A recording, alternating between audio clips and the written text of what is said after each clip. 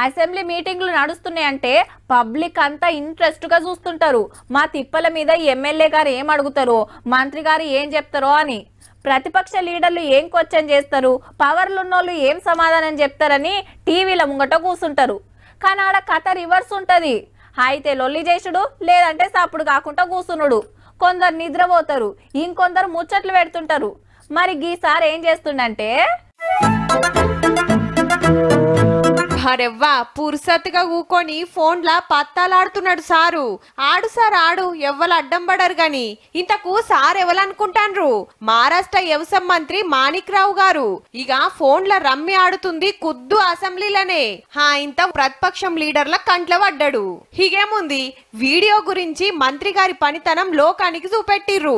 అసెంబ్లీలా రైతుల తిప్పల మీద మాట్లాడమంటే రమ్మి ఆడుడేంది సార్ అని అడిగితే, అది రమ్మి కాదు, ఉత్త పత్తాలాటే, నాకు తెలియకుండా పిఏ డౌన్లోడ్ చేసినట్టుండు, ఫోన్ తెరవంగానే అగుపడ్డది అని మంచిగానే కవరింగ్ చేసుకోవేండు.